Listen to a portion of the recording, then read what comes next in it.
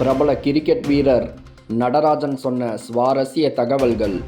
சேலத்தில் இந்திய அணியின் வேகப்பந்து வீச்சாளர் நடராஜன் செய்தியாளர்களை சந்தித்தார். அப்போது பேசிய அவர், இந்த ஆண்டு ஐபிஎல் கிரிக்கெட் போட்டியில் கடுமையாக பயிற்சி எடுத்து வருவதாக கூறினார். நான் சார்ந்துள்ள அணிக்காக கடுமையாக உழைக்க வேண்டும். அதே நேரத்தில் நானும் கவனத்தோடு ஆட உள்ளேன். ஐபிஎல் போட்டியில் இளைஞர்களை எதிர்கொள்ள ஒவ்வொரு அணிகளும் ஒரு திட்டம் வைத்திருப்போம். எனக்கு தனிப்பட்ட முறையில் நான் சரியாக விளையாடுவேன். நடராஜன் வாழ்க்கை வரலாறு படமாக்குவது குறித்த கேள்விக்கு பதிலளித்த அவர், சிவகார்த்திகேயன் தான் படத்தை எடுப்பதாக கூறியுள்ளார். ஆனால் இதுவரை அதற்கான எந்த நடவடிக்கையும் எடுக்கப்படவில்லை. கிரிக்கெட்டிற்கு பின்னர் அதை பற்றி யோசிக்க முடியும் என கூறினார் நடராஜன்.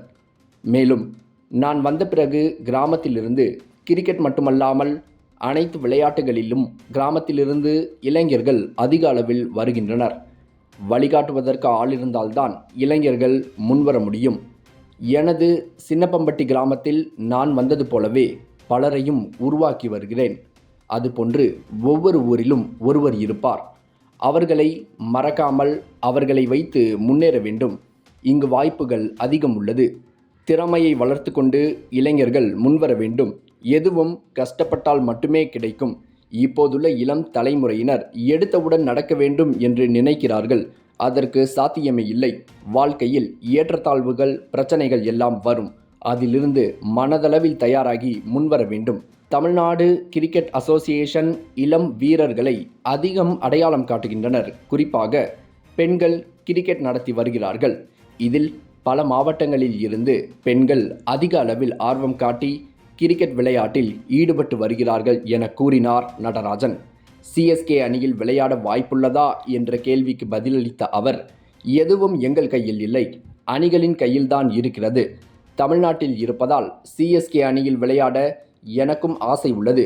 தோனியிடம் விளையாட்டு நுணுக்கங்களை கற்றுக்கொண்டேன். தோனியிடம் பேசினாலே ஒரு கூடுதல் புத்துணர்ச்சி. அவரை பார்த்தாலே ஒரு பாசிட்டிவ் வைப் வரும். டிஎன்பிஎல், ஐபிஎல் இரண்டும் எனக்கு முக்கியம்தான். இரண்டிற்கும் முக்கியத்துவம் கொடுத்து விளையாடுவேன். ஐபிஎல் வந்தாலும் டிஎன்பிஎல் என்பது என்னை அடையாளம் காட்டியது. எனவே அதிலும் சிறந்த ஆட்டத்தை வெளிப்படுத்துவேன் என கூறினார் நடராஜன். டிஎன்பிஎல் அதிக இளைஞர்கள் நன்றாக விளையாடி வருகின்றனர். அவர்கள் இதே போன்று நன்றாக விளையாடினால் மென்மேலும் வளர முடியும். அதற்கு சிறந்த உதாரணம் சாய் கிஷோர். அவரை போன்று கிரிக்கெட்டை காதலித்து உணர்ந்து விளையாட வேண்டும். மேலும் இந்திய அணியில் நான் மீண்டும் விளையாடுவது இந்த ஆண்டு ஐபிஎல் விளையாடுவதில் உள்ளது. நிச்சயமாக சிறந்த ஆட்டத்தை வெளிப்படுத்தி மீண்டும் இந்திய அணியில் விளையாடுவேன் என கூறினார் நடராஜன். உங்களுடைய வாழ்க்கை வரலாறு வந்து ஒரு படமா இருக்கிறதா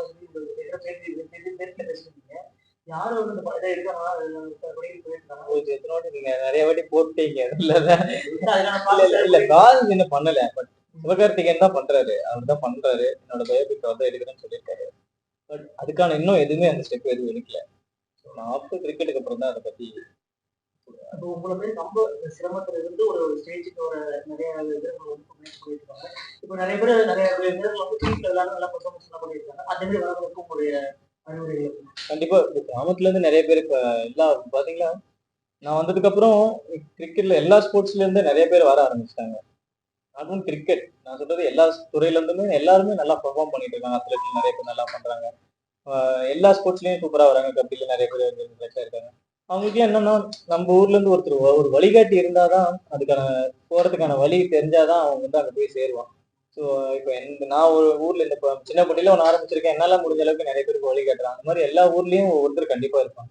அவங்கள நீங்க வந்து என்னைக்குமே ஒரு வழிகாட்டுறாங்கன்னா மறக்கவே கூடாது. அவங்க மூலியமா பிடிச்சி அப்படியே கண்டிப்பா மேல வரணும். ஸோ இங்க ஆப்பர்ச்சுனிட்டி நிறைய இருக்கு. இப்போ என்னன்னா, வந்து ஆப்பர்ச்சுனிட்டி இல்லைன்னு சொன்னீங்க. இப்போ ஆப்பர்ச்சுனிட்டி நிறைய இருக்கு. டேலண்ட் நீங்க வளர்த்துட்டு நீங்க வரணும். நிறைய விஷயங்கள் கஷ்டப்பட்டாதான் கிடைக்கும். எடுத்தோன்னே ஈஸியா கிடைக்காது. ஸோ இப்போ வர ஜென்ரேஷன்ல என்னன்னா, டக்குன்னு எடுத்தோன்னே நடக்கணும் அப்படின்ற மாதிரி யோசிக்கிறாங்க. எடுத்ததும் நடக்கணும்னா அது வாய்ப்பே இல்லை. அது எதுவுமே சாத்தியம் கிடையாது. நீ எதுவுமே கஷ்டப்படாம எடுத்தோடனே டக்குன்னு கிடைக்கணும்னா அது எப்படி லைஃப்ல எதுவுமே செட் ஆகுது. அப் அண்ட் டவுன் இருக்கும். அதுல நிறைய தடைகள் இருக்கும். அதுவும் வில்லேஜ்ல இருந்து வந்தா நிறைய ஸ்ட்ரகிள் பண்ணி தான் வரணும். எல்லாத்தையும் கடந்துதான் வரணும். ஸோ அதெல்லாம் கடந்து வந்து அவன் மென்டலா நல்லா ப்ரிப்பேர் ஆகி அதுல நல்லா ஃபோக்கஸ் பண்ணி அதுல மேல வரதுக்கு சான்ஸ் நிறைய இருக்கு. இதெல்லாம் கடக்கிறதுக்கு மென்டலா ப்ரிப்பேர் ஆகணும். ஸோ அதுக்கு ஒரு வழிகாட்டி கண்டிப்பா எல்லா ஊர்லயும் இருப்பாங்க. நிறைய ஆப்பர்ச்சுனிட்டி வந்துச்சு. இப்போ கிரிக்கெட்ல பாத்தீங்கன்னா எல்லா இடத்துலயும் தனியா வந்து டிஎன்சிஏ வந்து ஒரு கேம்ப் வச்சு நடத்துறாங்க. டேலண்ட் ஸ்கவுட்னு சொல்லிட்டு எல்லாம் பண்றாங்க. இப்போ நிறைய உமன்ஸ் நிறைய பேர் வராங்க. டிஸ்ட்ரிக்ட்ஸ்ல இருந்து வர ஆரம்பிச்சிருக்காங்க. அதெல்லாம் பெரிய விஷயம் அதெல்லாம். முதல்ல சிட்டில மட்டும் ஆடிட்டு இருந்தாங்க. இப்போ உமன்ஸ் பாருங்க எல்லா ஆல் ஓவர் டிஸ்ட்ரிக்ட்ஸ்ல இருந்து வர ஆரம்பிச்சிட்டாங்க. அதுவே ஒரு பெரிய அச்சீவ்மெண்ட் தான். ஸோ ஆப்பர்ச்சுனிட்டி நிறைய இருக்கு. அது அதுக்கான பலனும் வந்து இவங்க யங்ஸ்டர்ஸா என்ன பண்ணணும்னா அவங்க வளர்த்திக்கணும். திறமையை வளர்த்திக்கிட்டு அதுல இருந்து மேல வரும். இந்த சிஎஸ்கேல வந்து தமிழர்கள் நீங்க ஒரு கிங்டோ மாதிரி இருக்கு நிறைய பேர் வருமா நிறைய விஷயத்துல எதிர்பார்க்கறாங்க. உங்களுடைய ஒரு தடவை வந்து இப்ப எத்தனை சிஎஸ்கேல வருங்காலத்துல வாய்ப்பு இருக்குமா நீங்க இட்ஸ் இது வந்து நம்ம கையில இல்ல ஆக்ஷன். அது வந்து எல்லா டீமும் ஃபைட் பண்ணுவாங்க. சிஎஸ்கே ட்ரை பண்ணுவாங்க. எல்லாரும் ட்ரை பண்ணுவாங்க.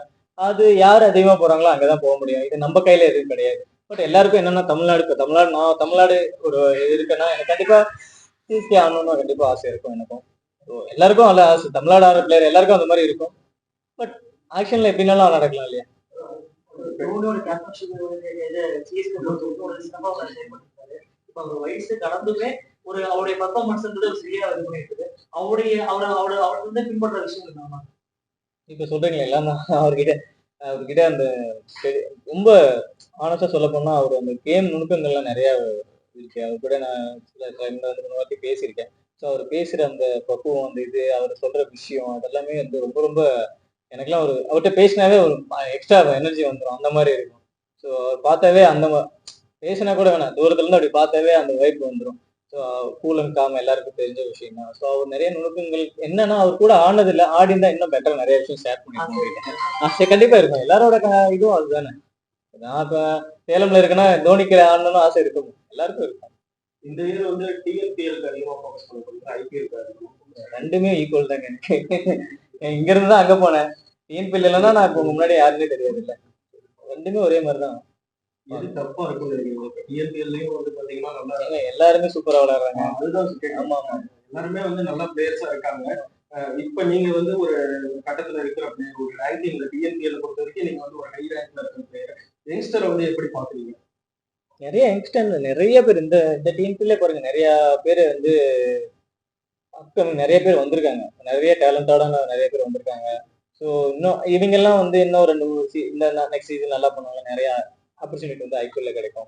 என்கிட்ட ஆப்பர்ச்சுனிட்டி கொடுத்தாச்சு. ஒரு பிளாட்ஃபார்ம் செட் பண்ணி கொடுத்தாச்சு. இதுல இருந்து அவங்க என்ன கத்துக்கிறாங்க எவ்வளவு தூரத்துக்கு போறாங்க அவங்களோட ஹார்ட் ஒர்க் அவங்களோட டெடிகேஷன் என்ன மாதிரி இருக்கு அவங்க ஒர்க் எத்திக்ஸ் எப்படி இருக்கு அவங்க ஃபிட்னஸ் எப்படி இருக்கு இதெல்லாம் அவங்ககிட்ட தான் இருக்கு.